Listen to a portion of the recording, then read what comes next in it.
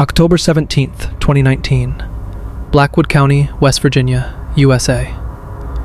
Rain slowly tapped against the windshield as Daniel Carter drove along a narrow forest road.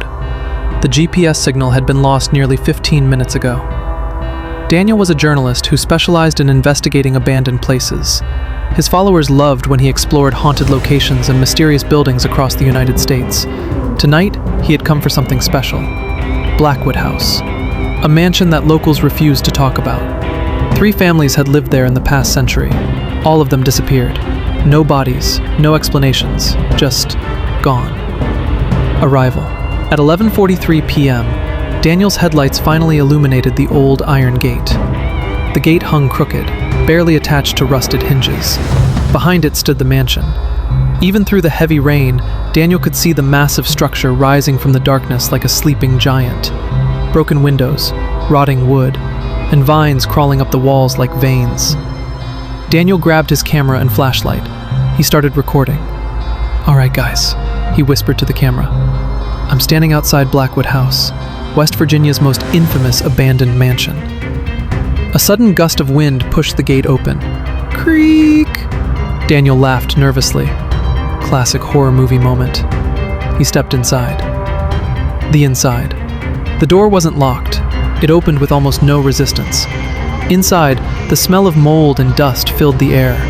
The beam of Daniel's flashlight revealed a grand staircase covered in cobwebs.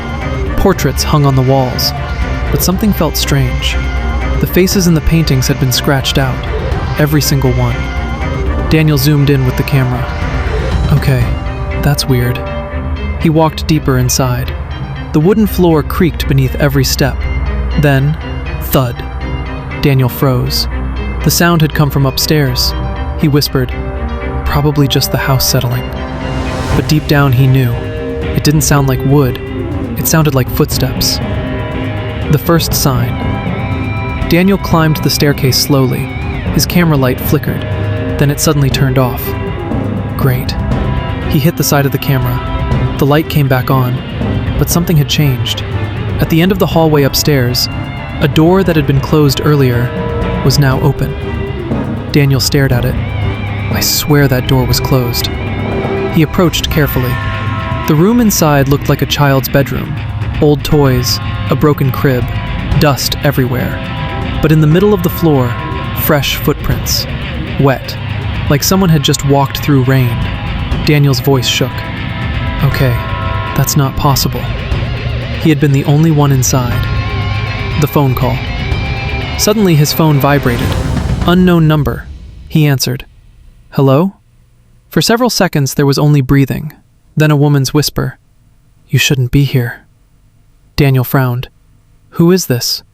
Silence. Then the whisper returned. He doesn't like visitors. Daniel felt a chill run down his spine. Who? The line went dead. The basement. Trying to calm himself, Daniel decided to explore the basement. The basement door was in the kitchen. As he opened it, a cold draft rushed out. The staircase below disappeared into total darkness. He started recording again. All right, basement time. Halfway down the stairs, his camera picked up something strange. A sound. Not from upstairs, not from outside, from right behind him. A low, wet breathing. Daniel turned around quickly. Nothing. Just the empty staircase. But the breathing continued. Closer now. His flashlight flickered, and for a split second, something appeared on camera. A tall, black shape standing directly behind him. Daniel didn't see it, but the camera did. The discovery. At the bottom of the basement, Daniel found a door made of thick metal. Chains hung from it, and carved into the door were hundreds of words, all the same sentence, over and over again. Don't let him out. Daniel felt his stomach drop. Suddenly, the metal door banged from the other side. Daniel jumped back. Another bang, and another. Something was inside, something strong, something angry. Then, a voice came from the darkness behind him, a whisper, right next to his ear. Too late. The last recording. The footage recovered from Daniel Carter's camera ended abruptly. The final 8 seconds show him turning around slowly. his flashlight illuminating the staircase. And standing at the top, a tall figure, at least 7 feet tall, its face completely blank. No eyes, no mouth, just smooth, pale skin. Daniel screams. The camera falls. The last thing recorded is the sound of footsteps running up the stairs, and the metal basement door slowly opening. Epilogue. Police found Daniel's car outside Blackwood House the next morning. His camera was discovered in the basement. Daniel Carter was never found, but investigators reported something disturbing. The final video had one detail Daniel never noticed.